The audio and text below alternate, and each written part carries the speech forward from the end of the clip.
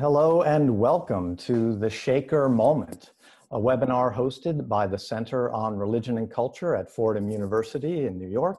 I'm David Gibson, Director of the CRC, and we're very pleased to present a discussion that may at first glance seem a bit removed from all the hurly-burly of our current election season debates and all the hot button issues that are driving the news and making us all so mad or crazy. After all, the Shakers are a utopian Christian sect that was born in the 1700s and pretty much died out by the end of the 1900s, although there are still 3 Shakers alive. We may talk about that today. And they just had 1 join. There were 2 and there's 3. So why the Shakers? Why now? Well, it turns out that a sect focused on radical economic and racial and gender equality might actually have a good bit to say to us today. Certainly the aesthetic they left behind with their high quality utilitarian furniture and other products remains an inspiration. But unfortunately, that's pretty much all we think of when we think of the Shakers: furniture and, of course, the celibacy that they practiced. But it's worth going a bit deeper than that, which is why we have convened this eclectic group of scholars and artists. They were initially brought together thanks to a grant from the Luce Foundation, and thanks to 2 people on here in particular. First, my Fordham colleague, Catherine Reckless. Catherine, who's an associate professor of theology at Fordham. She writes on a range of topics from modern Protestant theology to religion and pop culture. Her webinar with us on the theology of Star Wars was brilliant. We also have Lacey Schutz, executive director of the Shaker Museum, which stewards the most comprehensive collection of Shaker material, culture, and archives, as well as the historic Shaker site in New Lebanon, New York. And Lacey is shepherding the creation of a new permanent facility in nearby Chatham, New York, which is slated for completion in 2023. Really exciting news, and we want to do all we can to support that. And in fact, we were just up there on Sunday. We're doing a short documentary off of this Luce grant and on the work that you all have done on the Shakers. And we were up there on Sunday to do some initial interviews, and we have a brief clip we want to show from our work that we did there. I knew about the Shakers coming into this job what most people know, which is 2 things: that they made chairs and that they were celibate.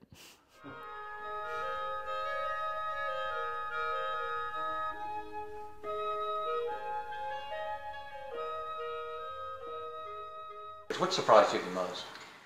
The social aspect of their lives and how important that was, and how much it influenced the actual material culture.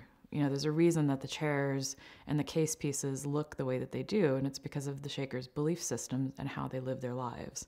They were a utopian Christian millennial sect that was eagerly awaiting the second coming of Christ, and that believed in ecstatic dance and spirit encounters, right? And there was this whole other part of their own theology and their communal life that I knew a little bit about, enough to make me really interested in how it is that their kind of material objects had become their own sort of style or brand. And that's what really drew me to thinking about the Shakers, right? And that this project really came out of thinking about what's up with that disconnect between different ways Shakers are remembered and understood.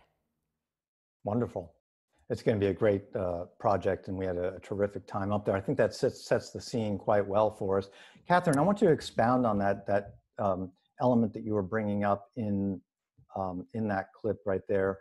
Really, what drew you to this? You're an expert in Protestant theology, American religious history. What did you know about the Shakers before you started on this project? Really not much more than I said in that video or what Lacey said, right? I knew enough that I could teach a day on Shakerism in a sort of survey of American religious history, and talk a little bit about their utopian theology and their celibacy and some about their material culture, but not that much more. But what I said there right in the video, and really where the idea of this grant project came together and why we have such a unique and interesting group of people talking with us today. And I should say that we're just about half of our group. There were other folks that were part of this project.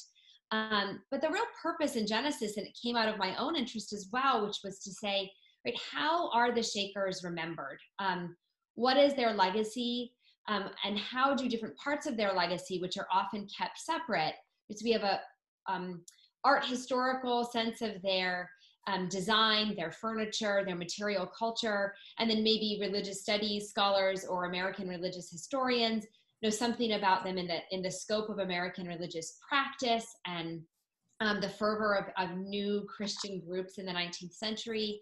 But oftentimes those things don't really come together. So we convened this group, right, of a really diverse set of people, artists, practicing artists, museum professionals, art historians, and religion scholars to think together about what the legacy of the Shakers is, and also to really think creatively with Lacey, right, with the museum, about what a Shaker museum that's thinking about, and Lacey can say more about this, but right, thinking about a new building, thinking about a new public facing component, like what could that museum be? How do you hold all these different parts of Shaker legacy and history and theology and material culture and practice together in thinking about their work? And I should say, right, that one of the requirements of membership in our group, right, was that you did not have to be an expert on Shakerism. And in fact, most of us weren't, right? Almost no one in the group. A few people had written a little bit about the Shakers, or had studied them a little more formally, but most of us came to this project as, we're not as Shaker experts, but with maybe interest or curiosity about other topics and areas that intersected with the Shakers. And let me take this moment to introduce our other guests and panelists and your contributors here, and then we'll go around maybe to all of them and ask, what they did as part of this project, what drew them to the project. First, we have Courtney Bender, professor of religion at Columbia University, who specializes in contemporary American religion. I think we have some feedback maybe on somebody's thing. Okay, there it is. So it's Courtney Bender, and at Columbia University, professor of religion, completing a book on modernist visions of the future of religion that developed in 20th century architectural and planning projects.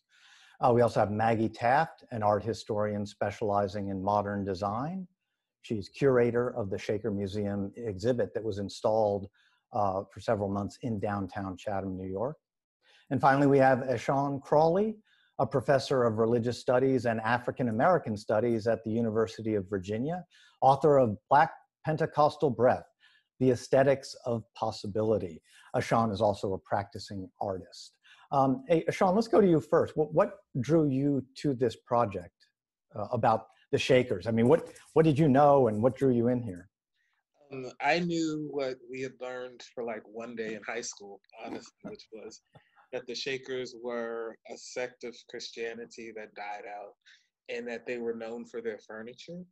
And beyond that, really had no sort of formal idea who the Shakers were. But I did know that there was something about their sort of spiritual practice that informed what people tend to think about as an artistic practice, or the practice of furniture making, or an aesthetic practice. And so, because I was contacted by Catherine at the same time that I was beginning to really develop my own personal art practice, after I received the email, I did some sort of just fast research and learned a lot about sort of the artistic practices, or the practices that get called artistic, which I think is something that I'm interested in thinking through and interrogating. But it was similar to the kinds of practices I was trying to do in my own art practice. And so I was very interested in trying to think with other folks about what the Shakers were doing, because it seemed like what they were trying to achieve in terms of a spiritual practice that targeted the body as a conduit through which spirit happens, and as a way to think about modes of relationality that do not reproduce sort of heteronormative tropes and concepts for what it means to be in family and community with one another, is something that I try to think through in my own art practice in terms of trying to honor queerness, trying to honor Blackness, trying to honor sort of non-heteronormative practices of relationality. And so for me, it seemed like this very serendipitous moment to say yes to a project that I had no idea what would unfold, but I knew that I would learn a lot from the other folks that were gathered. And I felt that I didn't know a lot, and I still don't. But I was very happy to join in order for it to be a learning opportunity and to think with a community about how they produced a certain kind of spiritual practice that was deeply informed by trying to resist the sort of dominant narratives of what it meant to be a normal kind of spiritual person in the 18th century and moving forward. That's great. There's so much to come back to on that. I'm also just fascinated, again, if you come out, I don't know if you come out of the Black Pentecostal movement, but their ecstatic, the ecstatic nature of them, where they got Shakers from, and the whole idea of that. Courtney, can we switch to you and just tell us what drew you to this? Yes. Well, I think, like everyone else, we're making our admissions that we knew nothing about the Shakers. The thing that I knew that had stuck in my mind from my graduate training in American religion was the powerful woman who started the movement, Mother Ann Lee, a woman who, in fact, said that she was the second coming, and who, with a group of people, certainly built a religious group. And I think that the other thing that struck me and that had sort of been in my brain was that here was a celibate group in the United States that actually outlasted its first generation, and in fact had its most powerful sort of like presence, many generations past several past its initial one, right? So there's a certain kind of sociological curiosity, we might say, also about the Shakers, that they, thinking about today, perhaps when we say, well, groups that are well, we can look around the longer history and landscape of, upstart groups. They don't typically last that long, and they don't typically last that long because celibacy doesn't reproduce itself, right? So, so those kinds of things were sort of in the back of my mind, and wondering what it was about Shaker, the situation in which the Shakers thrived. Religiously and otherwise. But I think that what also was really intriguing to me about this project, and the way that it was pitched to me by Catherine and then by Lacey, is the question of how museums tell stories about religion, right? So what, and not just any religion, but really like this really interesting and unique religious group. And actually, I just love the short trailer that we just saw, because it seems to me, or it appears to me, that both Lacey and Catherine are sitting on Shaker chairs. And one of the questions that I think we grappled with a little bit at the beginning of well, at least I remember, is whether the Shakers intended their materials to be exoticized in the way that they would be on display. Right, that they were making things for use. And as Lacey said in the little trailer, these were things that were made for use and theologically were made for, that was part of their theology, not for display, not for some kind of adoration or exoticization, but they were really living in the world, and their materials were really in the world. So, so that sort of theological compulsion, demand, sort of world that they were living in, how does one actually do that in a museum, right? Where museums are in fact often, almost venerating or educating certainly, but also venerating and making exquisite and exotic. How do we pull away from that? Does a museum want to pull away from that sort of exoticization? What kind of teaching and learning can happen with different kinds of display? So, so I found the project super interesting because working with people like Maggie and Lacey and Ashan and the others, we were not just learning about the Shakers, but also learning about how we can learn from the Shakers and how a larger group of people can as well. That's great. And that segues right to Maggie, I think, to the things you study. How do you answer, how do you do that? You studied this kind of, modern design and all that sort of thing. have they been taken out of their context so much, or did they, did the Shakers and their designs and all of that, is our nostalgia for them legitimate? And take off, you can unmute yourself. Yep, Yes. So this is actually directly related to how I came to the project. I came to the project through research that I did and continue to do on mid-century Danish design. There was a long history of Danish designers looking to Shaker furniture for inspiration in various forms. Some Danish designers were calling certain pieces Shaker, others were borrowing Shaker forms, so like trestle tables, and others were actually just copying detail for detail Shaker pieces. So in one of my favorite examples of this, there's this very influential Danish designer, Kåre Klint, who sees a Shaker rocking chair in Copenhagen, admires it, sends a pair of his students to do drawings of it. Those drawings he then sends to his cabinet maker, and his cabinet maker fabricates a chair based on those drawings, and then the chair is put in the window of the cabinet maker's shop and attributed to the Danish designer. No mention of Shakerism anywhere. And so as I was doing research into this, I came to learn that the sort of idea of Shaker furniture that these Danish designers were receiving had really been invented in the 1930s by a pair of collectors, and then also by an arm of the WPA, the Federal Art Project, which was really interested in developing this kind of historical American cultural foundation to promote the flourishing of a future American culture. And so one of my interests in the project was really, this is an opportunity to learn what had been left out of those stories that were invented in the 1930s, some of which we continue to tell today. And I think one of the incredible things that I came to learn existed through this project is Shaker Museum's incredible online archive. And so being able to go through all of these objects that are in the museum's collection, but that we all who are part of the project, but also that everyone listening here, that a public has access to, and seeing all of the kinds of material culture things that don't actually so well align with the stories that I had come to understand about what Shaker material culture was because of these people who wrote stories about it in the 1930s.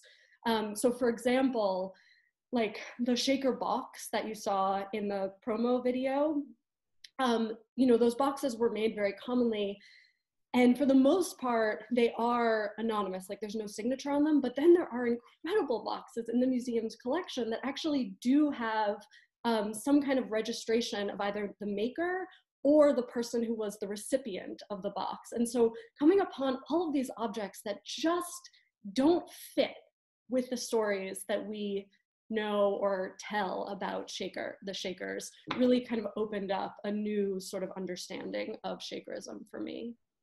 That's fantastic. So basically, can we blame the Shakers for IKEA, or would the Shakers embrace IKEA? I don't think that we can blame the Shakers for IKEA, but I think so, and I think that this is like part of what happens in the 1930s, that people who are already thinking in an IKEA or a proto-IKEA kind of way actually seek out the Shakers and identify them as a prehistory to this sort of IKEA approach. So this is great, and a lot of wonderful projects going on here. Lacey, how are you going to be able to display all this and incorporate all of these many facets in a museum setting? Yeah, that's a good question, and we're in the very early stages of thinking about that. We were so lucky to have this grant from the Henry Luce Foundation because I want to say it started almost either right before or right after we started thinking about building the new building in Chatham. I think maybe the first convening that we had as a group. I was like, oh, we've got this idea.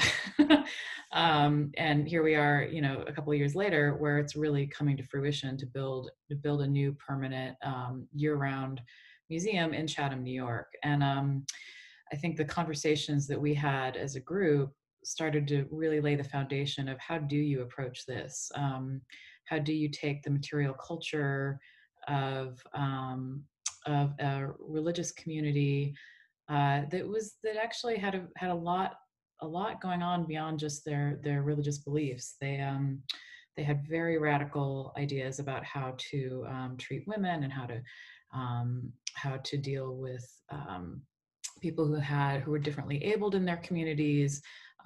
They were welcoming Black Shakers in the 18th century. And how do you kind of get this whole the whole array here? How do you show how beautiful these objects are? Because that really is the first thing people respond to often before they know about the story behind it. And then how do you do justice to the complexity of the things that they believed and how that material culture manifests these things. So it was the conversations that we had as a group over 3 convenings over a year and a half, I think. It really started to get the wheels turning about how to do this. And it was a small grant from the Henry Luce Foundation, but I think it might be one of the most. I feel like it's the most bang for the buck any foundation has ever gotten for any project, because we're doing this together right now, and there's all these other kind of things that are coming out of it. And one of those is the exhibition that Maggie Taft curated. There was a pop-up exhibition for Shaker Museum in Chatham this summer that was a little bit of a beginning exploration of how to tell those stories in a very small, like 400 square foot space. Maggie and Ashawn and Courtney are all signed on to be on the advisory committee for the permanent exhibition in the new building, so that we're really lucky to be able to continue having those conversations about how we're going to do this. Catherine, how do you kind of contribute to that idea of how it just seems to me that real challenge is to keep it from the Shakers from just becoming a material, a collection of material objects, and to inform the experience or a museum with who they really were is the real challenge. How do you see that going forward? How do you think a museum or a scholar or a performer or an artist can do that? So I'm really glad that that's Lacey's job. And anybody should feel free to jump in, please. But I actually really would, I would echo what Lacey said. I think that one of the things that was most amazing about this group, it was a couple things. One, it's pretty unique as a scholar, right, who maybe does different consultations or academic conferences, to actually get to be in conversation with a museum, right, with an organization that's concretely thinking about this, and also has a chance to do something about it, right? So not just to sort of write a think piece about the dangers of separating out Shaker legacies, or to trace how those legacies got separated, and at what moment in the 1930s did Shakers become proto-modernists and not, a religious group anymore. And so I think it was really exciting to be thinking as a group, not to give Lacey like actual programming, like here's all the list of things you should do, but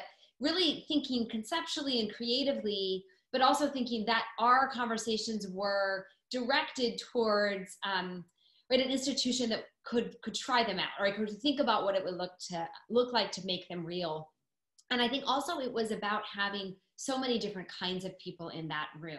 And so it wasn't just scholars of Shakerism, and it wasn't just art historians or religious studies scholars or religious historians. Right? It was so many different kinds of people thinking. And I think, maybe one of the things that would be fun to talk about now that it's been a year. Courtney reminded me that a week ago was a year anniversary from the last time we were all together in New York, which that it was a really amazing weekend together, and the culmination of a year and a half of work together. And also it feels now, like given the reality of the world, it feels like another universe. So to remember that it was just a year ago that we were together is kind of amazing too. But I would love for us to all talk about maybe things that we learned or that surprised us So we all kind of said what brought us in, like what intrigued us or brought us in to the project. And then I think we all had moments of like really learning something about the Shakers themselves that sort of blew our minds or surprised us or changed our preconceived notions. And I think also some of that happened by working together, right? It was listening to an artist talking about, right, how they were going to use a Shaker idea in their work that shed a new light on it, right? Or hearing other museum professionals thinking like, well, how could you curate these objects differently, right? That for me, right, as a religious studies scholar, really changed the way I would have engaged the material anyway. So I think both of those things, right? The diversity of people in the room and the fact that we were talking with an institution that, right, has the obligation to actually do something with this in the coming years that made it, really pretty amazing. You want to go around and respond to that? What Catherine said, like what really surprised you, what you got out of this? Sean, do you want to go first, or what do you? I wanted to go last. Oh, come on, no. I think one of the things that I learned is how integrated into sort of American culture writ large Shakerism is, and so like learning that the song that I sang in elementary school we learned through those vinyl records that would sing along with the record. One of the songs was "Simple Gifts." 'Tis the gift to be simple, 'tis the gift to be free, and Feel free to sing it. We can always. I had no concept of that being a song that is sort of gifted to us by Shaker spirituality.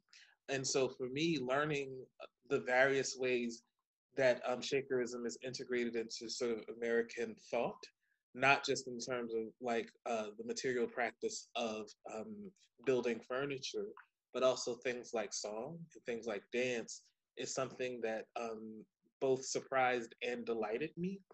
And there was something that Courtney said about the Shakers and chairs and wondering if they imagined that the chairs would be used as these sort of exoticized pieces years later. And it just makes me always think of like, when Paul, the apostle, sent letters to like the church at Corinth or the church at Rome, or like, was he imagining, oh, people are going to put this in the book one day and read it as if it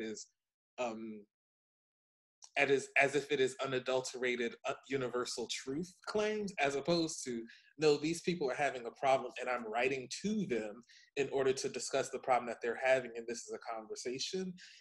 And so for me, one of the other surprises were the ways I had to begin to really think about the sort of theological implications of taking something like a chair and transforming that chair or the desk or the broom or the dance into something that is that is supposed to practice or that is supposed to give us a message about Americana, that is supposed to give us a message about modes of universal practices of being human with one another. And just thinking about the implication of that and the complexity of that, and also the difficulty and probably the problematic that comes with attempting to sort of abstract these material practices, even if it's song, and transforming it into something like American culture without having like I have a deeply sort of resistant and sort of interrogative relationship to the concept of America as a settler colonial society, an anti-Black racist sort of foundational place. And so like, what does it mean to take these things that were utilized to sort of resist practices of Americana and to incorporate them into the practice of Americana is something that I was prompted to at least think about. If I can jump in, there are a couple of a number of great questions from our audience posting in the chat room on the side, which is what we wanted to do. One of them that kind of relates to what you were saying, Sean, was how does Shaker theology? This was a sect, a utopian style sect that was anticipating the second coming of Christ. How does that theology of that anticipation relate to the furniture and to their lives and all of that that was created. I don't know any of you who wants to pick that up, Courtney or Maggie, or whoever, but again, you know, these are people who had a specific anticipation, from what I understand, of the second coming. I think that Catherine should answer the question about the end of the world and the furniture. To you, Catherine. Hey, I'll do my best. And Lacey can jump in too, or anyone else. I mean, I guess I'd say, and this actually gets to one of the things that also surprised me personally, right? I don't think it was so much that a belief about how the world would end or when the world would end then gave a blueprint for furniture design, right? Or as much as that the Shakers really modeled an alternative way to be a community, to let's say a kind of nuclear expanded family agricultural model, right? Where basically reproductive units with extended relatives farm land, right? Or in a kind of agricultural model. So it's not maybe just the nuclear family, it's expanded out from there. But because they were celibate, but they also, right, it wasn't, they lived in community. So you became a Shaker, you left your family farm, if you were on one, right? And you went and lived at the Shaker settlement. And they pooled resources and material goods, and gave over their property. Some of them had actual property to give. Many of them weren't wealthy at all to begin with, or had very little, but they had expertise, right? And they had been apprentices, they had worked in trades, they had their own agricultural experience.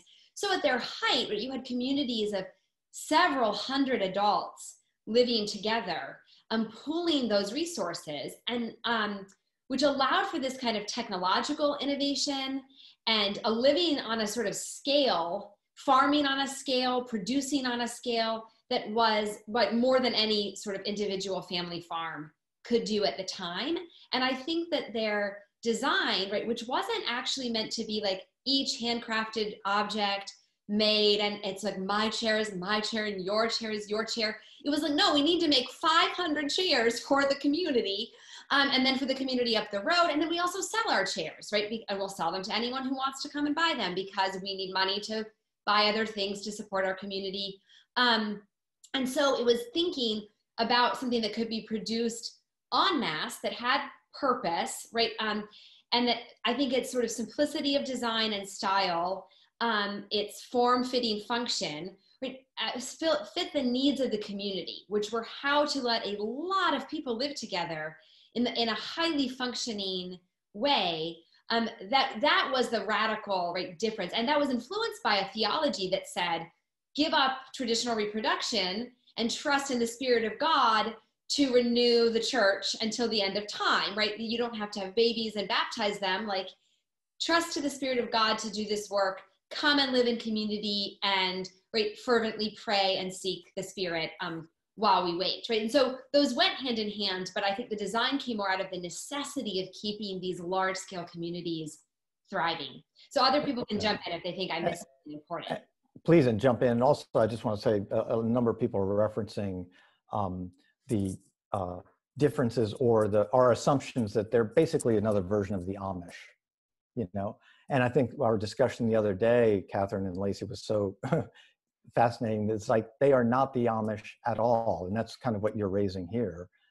Their material, what they were producing, was not this family farm kind of thing. It was a large scale community, almost industrialization, you know, agriculturally. Lacey. Yeah, and I think you can't lose sight of the fact that to them their labor was part of their worship.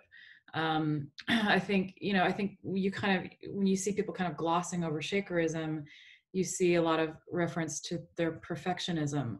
And I think that gets interpreted these days as like, oh, everything on your desk needs to be aligned. It's that you're a perfectionist. But for them, and maybe one of the religion scholars can weigh in here, you know, there is a theological notion of perfectionism, which is that if you live properly in the world, if you make your world perfect, you create heaven. And I don't want to speak to that because that's not my area, but I think that's a really important part of what we're talking about. Courtney, what do you? I think yes. So that labor is that there's not a discontinuity between work and worship at a certain level. I mean, although those are clearly seen as different within, or different spaces, different times, different buildings within the Shaker communities. But I think the thing that really did surprise me in thinking about this conversation, one of the things that really surprised me about the Shakers is how much they messed with my ideas about what it meant to be a community living separately or in distinction. I grew up actually very close to and among Amish people who have and I think we do have this sort of Amish world idea when we look at other kinds of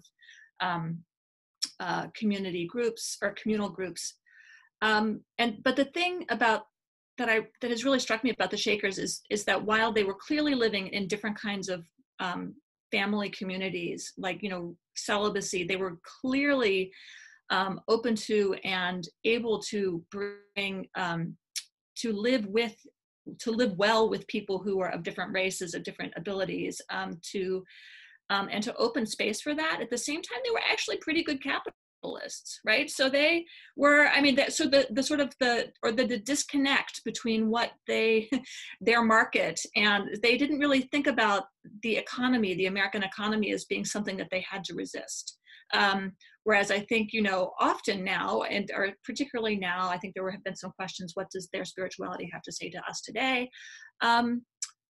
You know, I was expecting going in to see a little bit more like, well, you know, that stuff is, you know, we don't want to like get sucked into, well, they're 19th century people, but we don't want to get sucked into the worst of capitalism, right? That was just, I can't see that within the Shakers, right? I see, I mean, I don't see like workhouses, right? I see, you know, people living in community and mass producing things. I see them pursuing markets for their goods in order to bolster their community. I see them not being opposed to certain kinds of economic functioning that I think, frankly, today, that a lot of people who are interested in alternative communities are also looking for alternative economics, not just within their family structure or their community structure, but also in relation to something called the American economy. So I really, that's something that I've thought a lot about, actually. You know, where do we think about what the alternatives of Shaker life, how do they meet the world that they lived in, and how do people today who are looking to meet the world that they're living in today, but to live in a different and better, or maybe more spiritually oriented world, like what is the push point where they're trying to make their world better, or anticipate that world, or create that new world. A question that I have often found myself coming back to is, I think, a question that you, Courtney, asked at our very first meeting about whether the Shakers imagine themselves as necessarily an alternative, or if there was some idea or hope that Shakerism could at some point become the way of the world. And I guess something that I was thinking about as you were just speaking about the Shakers being kind of good capitalists is, I wonder though if there's not a kind of exploitation of a capitalist system so that they can exist in a way that operates apart from it. So I think about like the case furniture that Lacey mentioned in the video, which it seems like, according to sort of records that we have, you know, it wasn't like any individual piece of furniture, as Catherine already said, would belong to an individual Shaker, but, you know, they might have drawers or something in a shared piece, or they would share they would, you know, be divided along gender lines, but they would share beds with others, so that everything, there was very little, generally speaking, very little idea of private property among them. It was all this kind of collective activity. But something that, the sort of original question that was asked some time ago was about what surprised us. And I think something that I found really surprising and that continues to really excite my interest in the Shakers is the tension between the sort of proposed ways of living and the proposed things that centered the community, like gender equality, like racial equality, like acceptance of people at with differing abilities, and how that actually plays out in practice. So for example, you know, this celibacy that we all were familiar with going into the project was justified in part as a way to produce a kind of gender equality within the community. And yet the way that the Shakers actually operated in terms of labor is that men did certain tasks and women did others. So men were doing the blacksmithing and the woodworking and the shoemaking, and women were spinning and dyeing and weaving. Men were doing a lot of the farm labor and women were doing the housework.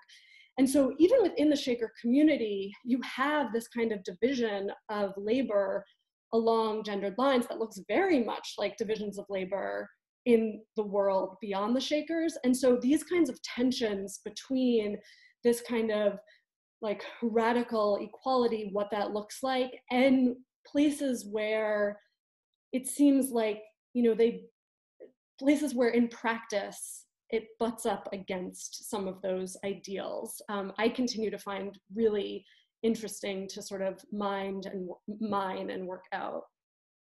Yeah, I'm always so interested in how we're inspired by them, but also idealize them. And we do that all the time with so many communities and historical things. Could someone answer also, a couple of people have asked about, that was great, Maggie, on the gender equality, or not so much equality, racial equality. I mean, one of the most surprising things to me was, again, their radical view, especially at that time in the pre-Civil War era, but how truly racially equal were they? How did the Shakers deal with race? Well, I can kind of start that off, and I think Maggie's done a lot of thinking about that, as has Sean.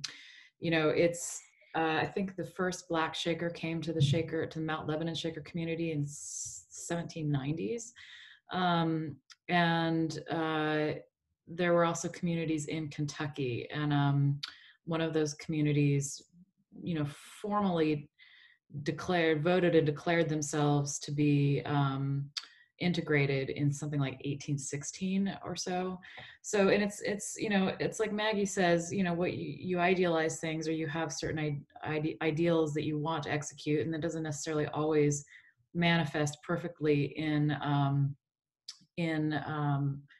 day-to-day life, but there is plenty of evidence that, you know, especially in those more integrated Southern communities, the Shakers were living with each other, and Black Shakers became, you know, they also became elders and eldresses within their communities. And there's not a lot of evidence has come to light of this, material evidence, but there is a belief that the Northern Shaker communities provided stops for the Underground Railroad. I don't know, Maggie, do you want to talk a little bit? Because we addressed a little bit of this in the exhibition this summer. I would be happy to, but it seemed like Sean wanted to jump in earlier. So do you want to say I would say it's complicated. So I just finished reading a book by Elizabeth Freeman titled Beside You in Time. And one of the chapters, I think it's the first chapter, I'm old, y'all, I'm forgetful. One of the chapters is specifically about Shakerism and its relation to race. And one of the things that was very interesting to me in the chapter is that there is, it seems to me, the overture towards a kind of integrationist understanding of race. And so the acceptance of Black folks, the acceptance of Indigenous people into the Shaker community, but like also like race is like this thing that is constantly moving and changing. And so one of the ways I had to write a response to Freeman's book. And so one of the things that was interesting to me is that the Shakers themselves were racialized as non-white, particularly because of their practices of celibacy and their practices of dance. And so if one thinks about them being sort of in process of becoming white, and the changing of the actual ecstatic dances to a more regular, so their dances initially were noted to be ecstatic and improvisational and sort of individual, even when they danced together. And that eventually, because they were lampooned so much because of this sort of ecstatic practice of dance, they eventually began to have dances that are more regular and formalized and formal. And in the book, one of the things that struck me as I'm reading this is that there is this almost attempt to integrate oneself into a more standard understanding of what it means to be a racial subject according to American logics of race, such that even though they are, it seems to me, accepting of Black folks and Indigenous people, the movement towards a regularized sort of reproduction of mechanical movement of the body is in the service of a white supremacist, emerging white supremacist understanding of race. And so it seems like there is this desire on the one hand towards what we would call today integration, but that's an anachronism. And there is this movement, though, for the body to be incorporated into the literal American body politic as a kind of normative practice, such that it seems to actually be against the very sort of theology of integration that they would seem to want to have. And so for me, it's really complicated, because I'm always wondering, like, what would have happened had they said, these people are talking about us having these ecstatic dances, and instead of us giving these ecstatic dances up, what we're going to do is we are going to cultivate the practice of improvisation so that everyone who dances with us can dance with us in their own kind of way. What would then, like, would they have been considered white eventually, or would that movement of the body continue to exclude them from the possibility of being white or imagined as a white American sort of religious group that incorporated Black people and Indigenous people, as opposed to they could not possibly be white because they are constantly sort of flouting the very practices of whiteness, are like the things that I'm at least trying to think about. And the book is at least helping me think about those complexities a lot more. Maggie, did you want to jump in? I was gonna say something much more baseline than that. But I was gonna just say something about, to go back to the celibacy, Courtney already made reference to the point that people are constantly joining the Shaker community and coming into it from the world, as the Shakers called sort of what existed beyond their community bounds. And I think one of the results of that is, as you have people coming into the community from all different backgrounds, with different experiences, with different ideas, I think there is this really evolving, and also there's an evolving idea about things like race, things like gender equality.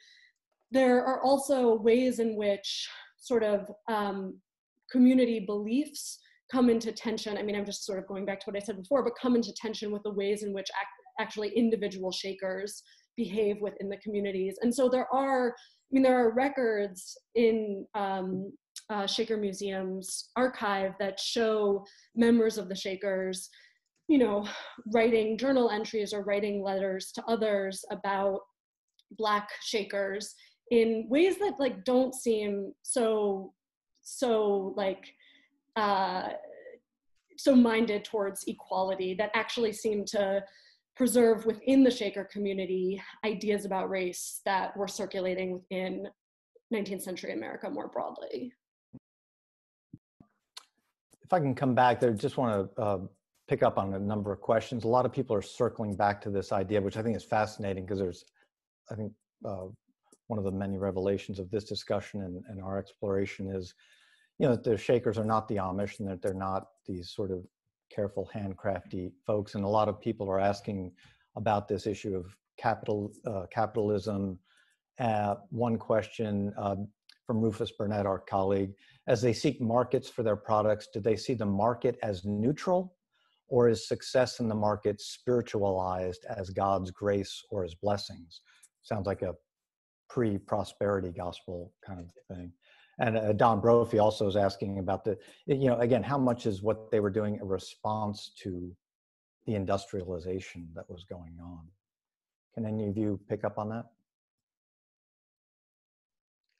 I could say something to start, but and this is where it would be better if, and for some of these questions, it'd be better if one of us really was a Shaker expert, because also you're talking about, right, at least 100 years, really more, but of real change. And so what they started in the 1780s, and then where they are as a community by the 1900s, early 1900s, it is quite different. And so my gut to your question, to Dr. Burnett's question, right, is that from what I know, and again, this is where I think you'd have to have a deeper historical dive. They weren't really a proto prosperity gospel community. So I guess in the terms we've been offered, right, they would be more neutral, right? There's nothing sort of negative, evil, bad, as Courtney said, right, about participating in selling, creating markets, selling goods, buying goods, right? My sense is there's nothing, right, problematic or suspect about that, or even acquiring wealth, right, for the community, individual, so you can make a profit off what you sell and then reinvest that profit. My own sense is that in their more at least formal theologizing, but your goal wasn't to acquire wealth or to grow a sort of empire of wealth, to show a mark, maybe as Lacey said, of your own perfectionism that would herald a divine blessing or herald a renewal of the spirit or something like that. So I don't think they were proto prosperity gospel. My only hedge is that I think, and this gets into the industrialization question, is that by the end of the 19th century, right, they were pretty open to, right, whatever kind of trends or currents were coming on the scene. I remember distinctly looking at some stuff together as a group, right, that as these new like health crazes were coming through, and right, a Dr. Graham and his graham cracker and graham flour, and they were like, oh yeah, let's get on board with that, like let's advertise it and market it and like sell it, right? And so I don't want to speak absolutely and comprehensively that as the 19th century turned to the 20th century, before the real decline of the communities, that they weren't, that maybe some of that more marriage of capitalism and Christian theology wasn't happening in Shakerism too. And that gets, I think, to industrialization. I mean, they didn't run factories, right, and workhouses in that sense, but, and so I also, again, can't speak 100% to if they had a real aversion to that model of production.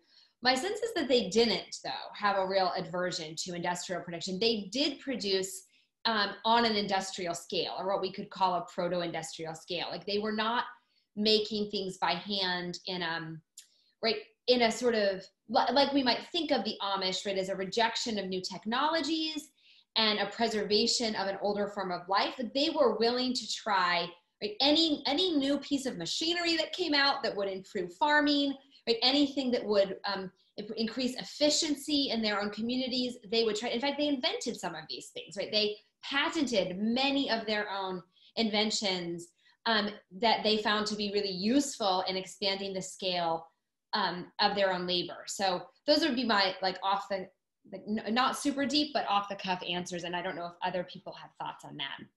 Well, just one thing I might add to that is that they did, there were Shaker representatives at the Philadelphia World's Fair towards the end of the 19th century. And so to the extent that we think of World's Fairs as these kinds of celebrations of industrialization and like a global economy, that there were Shakers presenting goods there and participating in this kind of celebration of industrialization suggests that there was some degree of buy-in, whether that was, once more to kind of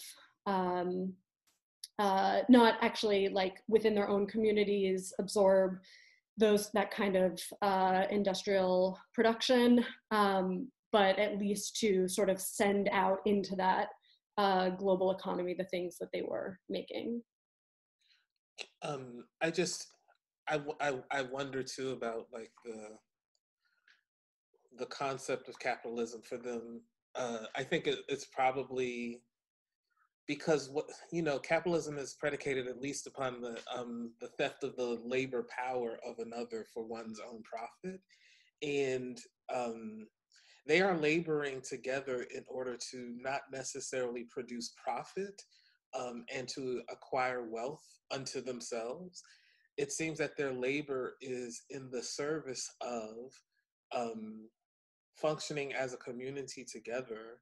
And so the resistance to the sort of privation of property and the resistance to the profitability of labor, even though they are also participating in markets and they are willing to trade with people and sell with people and like engage in innovation, it seems to me that they have this very complex relationship to the concept of capitalism, because what they're at least doing is the labor power of the individual laborer is not in the service of like the acquisition of the wealth of the corporation. The labor power isn't stolen. The labor power is yielded as a spiritual, is like given over as a spiritual practice. And so what does one do when one gives, when one has the desire to furnish forth their labor power in the service of a community as a spiritual conviction, as opposed to an economic model that attempts to, as much as possible, underpay a laborer such that the corporation or the actual capitalist can actually get the profit from underpaying this person or these set of people. And so it seems like it's complex, because at the same time that they are engaging in the spiritual practice of labor, they are also engaging in the markets that do not care about spiritual practices of labor. And so how does one actually sort of negotiate? And it seems that what you all are saying, the historians of Shakerism, I am not one, is that there is a ongoing negotiation that's not settled. It's an unsettled kind of relationship, and it's an unsettled kind of negotiation that's happening between them as laborers, their spiritual practice, and then a world market that is like, yeah, we'll take your stuff too, and we will use it for a certain kind of profitability. So we have to wrap up in just a few minutes. There's been a great discussion. I want to throw out one last question to all of you, or any of you.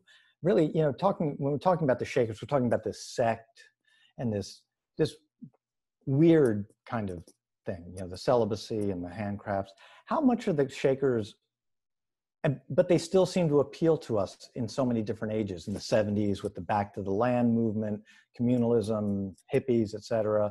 Now they appeal to us. How much are the Shakers something weird or exceptional in American history? And how much are they deeply representative of America, our spirituality, everything else? We have another hour. That's what we need. Exactly. Now, just give us whatever you got. Well, I'll just we can go over a couple of minutes, so don't worry. Yeah, I mean, I'll just hop in. I think that's a really good question, and like Courtney said, we could sit here and talk about that for another hour. I've been reflecting a lot lately on a real hope that they're not an anomaly. They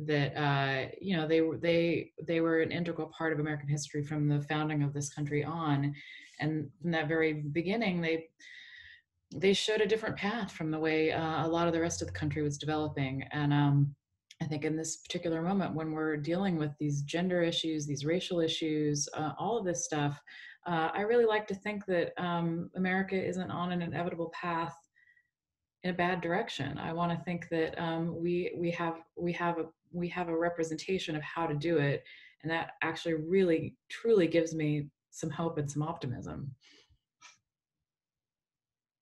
I'll just say really quickly that I was moved to learn that someone had joined the Shakers while we were meeting, and I think the person was like late 20s, early 30s, so a youngish person. And I was really moved because I also too think that we have to figure out alternative strategies for living with one another. And if the pandemic has taught us, I mean, it hasn't taught enough of us, it seems, especially in academia. So many of my colleagues are very interested in testing more and more papers and all these rote exercises. But my hope is that the pandemic has taught us the necessity to rethink what it is that we think we are doing, who it is that we think that we are, and the kinds of people that we can attempt to be in relation with one another. And I think that if anything, what the Shakers taught me is that it is possible to attempt to practice alternatives, even though the alternative has to be critiqued and engaged and criticized. They still practice alternatives to the normative, and that's really important. That's beautiful. I think that's a great way to end. I can't think of a better way to end, in fact, as pointing towards the future. And if there's a third Quaker, who knows, fourth, fifth. I don't know if any of us here are going to be the next Quaker or Shaker. I'm sorry, I shouldn't make that mistake. So I don't know if anyone here is going to be the next Shaker, but I appreciate you all so much having taken part in this discussion and really giving us all a window into what you've been doing the last couple of years, thanks to this Luce Foundation grant and the kind of interdisciplinary conversations. I just wish I'd been part of all of them. So we thank you all for giving us a window onto them. Lacey, looking forward very much to the opening of the new Shaker Museum in a couple of years. Best of luck on that. Best of luck with all of your work. Thank you all. And just to let you know that we will be posting a video of this conversation on our YouTube channel. And I think the Shaker Museum's website will also be able to post that in a day or two. So we will let you know by email. Again, I'm David Gibson, Director of Fordham's Center on Religion and Culture. Thank you all very much. Bye. Take care now. Bye-bye.